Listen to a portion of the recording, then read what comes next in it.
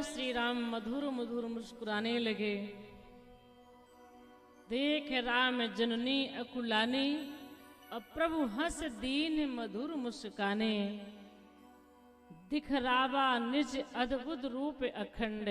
भगवान ने अपना विराट रूप मैया को दिखाया। मैया तो बस हाथ जोड़ करके भगवान के सामने खड़ी रह गई। फिर भगवान ने मैया के उस ज्ञान को हर लिया। मैया को बाद में याद नहीं। ए प्रभु की नटखट लीलाएं प्रारंभ हुई।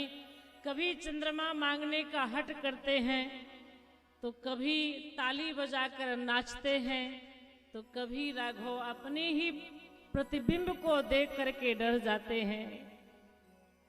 ऐसे भगवान की बड़ी सुंदर लीलाएं। थोड़ा और बड़े हुए, जब थोड़ा चलने लगे तो ठुमुक ठुमुक करके आंगन में चलते भी।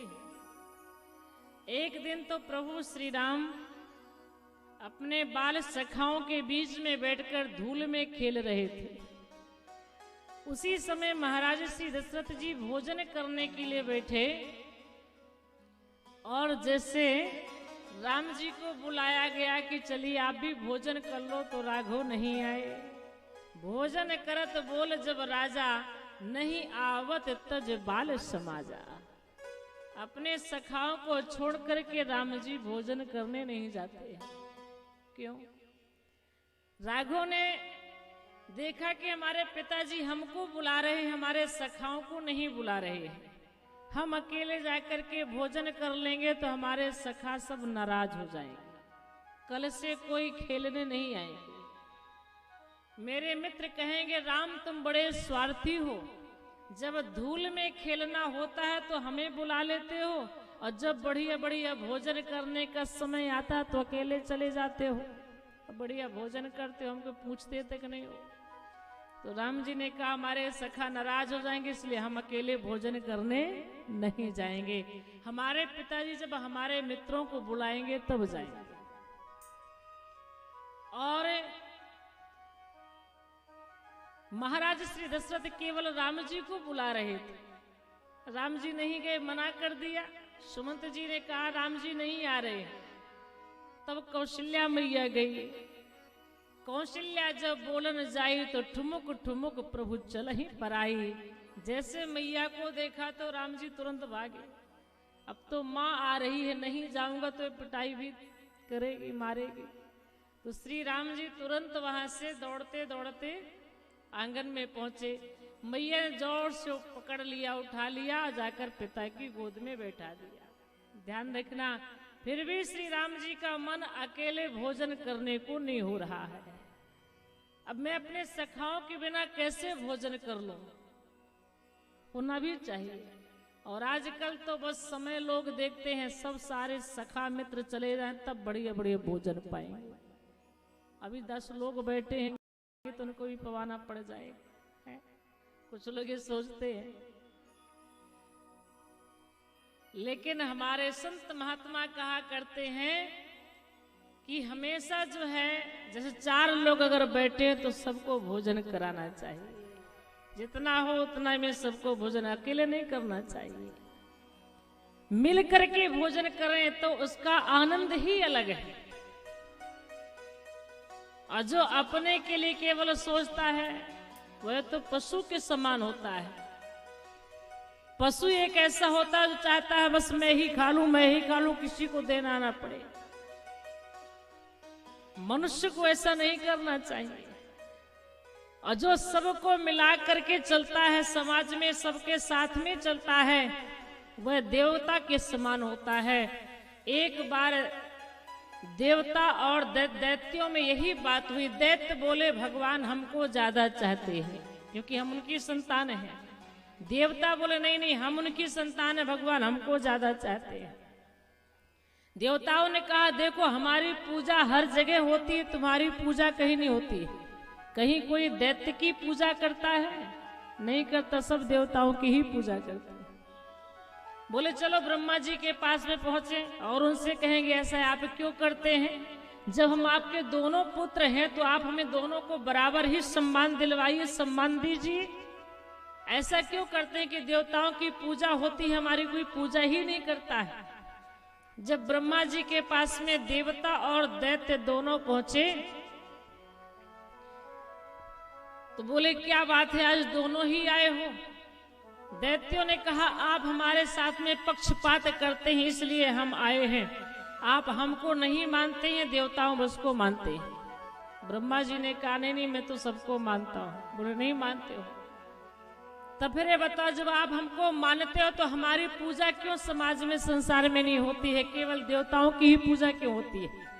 ब्रह्मा जी ने कहा वो तो अपने अपने गुण से सब पूजे जाते हैं, मैं किसी की पूजा नहीं करवाता हूं। हर व्यक्ति चाहे जो भी संसार में हो जो सबकी पूजा उसके गुण से ही होती है। ऐसा उनमें कौन सा गुण है कि उनकी पूजा होती, हमारी नहीं होती है। ब्रह्मा जी ने कहा नाराज मत हो, पहले आप लोग भोजन पालो, मैं बाद में इसका निर्णय दूंगा। जब भोजन करने के लिए बैठाया गया, ध्यान रखेंगे, तो दैत्यों ने कहा कि पहले हम भोजन करेंगे बाद में देवता भोजन पाएंगे। बोले ठीक है। तो पहले दैत्यों को बैठा दिया गया भोजन करने के लिए। तो एक पंक्ति ऐसे बैठाई, दूसरी ऐसे बैठाई, आमने सामने दोनों मुंह करके बैठ गए। पत्तल डाली गई, भोजन परोसा गया। ब्रह्मा जी ने कहा हमारे ब्रह्मलोक का एक नियम है। क्या? पहले आप लोगों के हाथ में एक लकड़ी बांधी जाएगी ताकि हाथ मुड़े ना, अब फिर आपको भोजन करना, बस ऐसे सीधा हाथ रहेगा तब भोजन करना। दैत्यों ने कहा ठीक है। अब सब दैत्यों के हाथ में ऐसे एक लकड़ी रख करके उसको ऐसे बांध दिया गया ताकि हाथ ऐसे ना मुड़े, हाथ सीधा रहे। अब जब देवता दैत्य भोजन करने के लिए बैठे तो लकड़ी बंधी, अब कैसे खा पाए। अब लड्डू उठा रहे हैं पत्तल से और मुख में डाले तो मुड़ ही नहीं रहा हाथ, कैसे मुख में जाएगा। तो ऐसे सीधे सीधे ऐसे ले जाते हैं और ऊपर से छोड़ते हैं। ऊपर से जब एक लड्डू छोड़ते हैं तब मुख में कोई कोई लड्डू पहुंच जाता है। अब दाल चावल पहुंचा होगा कि नहीं पहुंचा होगा वह आप लोग अनुमान लगा लें। जिस समय दाल चावल खाए होंगे क्या स्थिति रही होगी। दैत्य बड़े नाराज, तो बड़ा कठिन नियम है ब्रह्मलोक का, बताइए हाथ में लकड़ी बांधी भोजन भी नहीं कर पाए। जबकि ऐसे दैत्य सामने बैठे, ऐसे बैठे एक दूसरे की ओर मुख बक किए हुए हैं, एक दूसरे के सामने पत्तल भी रखी हुई है। किसी तरह से दैत्यों ने भोजन किया। अब वहां से उठे, अब देवताओं को बैठाया गया। दैत्य बोले जैसे हमारे हाथ में आपने लकड़ी बंधाई ऐसे इनके हाथ भी बंधने चाहिए। ब्रह्मा जी ने कहा तो ब्रह्मलोक का नियम है, देवताओं के हाथ में भी लकड़ी बंधाई जाएगी। देवताओं को भी ऐसे बैठाया गया, आमने सामने दोनों को बैठा, दो पंक्ति बैठी और बढ़िया पत्तल रख दी गई, भोजन परोस दिया गया, उनके हाथों में लकड़ी बांध दी गई। लेकिन देवताओं ने क्या किया, देवताओं का हाथ जो है इस सामने वाली थाली में, सामने वाले देवता की थाली में हाथ जा रहा है, तो वह उसकी थाली के लड्डू उठाया उसको खिला दिया। वो सामने वाला देवता इसकी थाली के लड्डू उठाया इसको खिला दिया। आपस में एक दूसरे को सब खिलाने लगे, उठा करके भोजन उसको खिला रहा, वो इसको खिला रहा है और बड़े प्रेम से देवता भोजन करने लगे। दैत्यों ने मन में विचार किया यह बुद्धि हमारी खोपड़ी में क्यों नहीं थी, ऐसे हम भी भोजन करते हैं। अब देवता तो बड़ी प्रसन्नता से बढ़िया भोजन पाए। ब्रह्मा जी के सामने देवता दैत्य दोनों है, बोले बताओ अब निर्णय हो जाए कि हमारी पूजा क्यों नहीं होती है। ब्रह्मा जी ने कहा बस तुम्हारी पूजा इसीलिए नहीं होती है कि तुम्हारे हाथ में लकड़ी बंधी थी, फिर भी तुम लोगों ने अपने पेट की सोची थी, दूसरे के पेट की नहीं सोची। और इन देवताओं में यही गुण है, ये स्वयं नहीं खाए दूसरों को खिलाते रहे, बस यही तुम दोनों में फर्क है। इसलिए देवताओं की पूजा होती है, तुम्हारी पूजा नहीं होती है। जो समाज के लिए, परिवार के लिए, राष्ट्र के लिए जो मरता है उसी की पूजा होती है, और जो स्वयं के लिए दिन रात लगा रहता है उसकी पूजा नहीं होती है। आज भी समाज में देख लीजिए, जो अपने समाज के लिए, परहित के लिए काम करता है उसी का नाम होता है। और अपने जो परिवार के लिए अपने लिए जो काम करता है कि बस मेरा बन जाए, दुनिया संसार जाए भाड़ में, उसकी पूजा उसका नाम नहीं होता है। समाज में आज भी देखा जाता है। भगवान श्री राम जी ने यही विचार किया कि मैं अकेले कैसे भोजन कर लूं, और कभी राम जी अकेले भोजन नहीं करते हैं।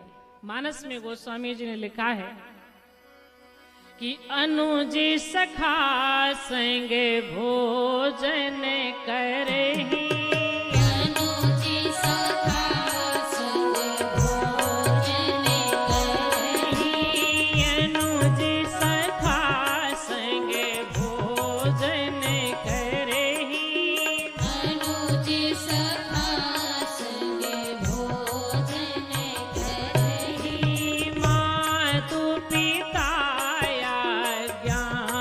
अनुसरहि, मातु पिता आज्ञा अनुसरहि, मातु पिता आज्ञा अनुसरहि।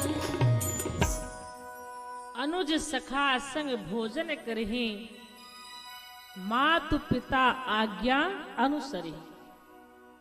श्री राम कभी अकेले भोजन नहीं करते हैं, अपने भाइयों के साथ, सखाओं के साथ बैठ करके राघव प्रसाद पाते हैं। और आज जब पिताजी की गोद में थे तो भी अकेले नहीं पाए हैं। जैसे पिताजी ने दही चावल उनके मुख में डाला, तुरंत राम जी उठ करके आंगन की ओर भागे, क्योंकि आंगन में कागभूषुंड जी बैठे हुए थे। तो राम जी जब दही चावल मुंह में लपेट करके आंगन में घूमते हैं, वह दही चावल धरा पर गिरता है तो भक्त कागभूषुंड जी उसे पा लेते हैं।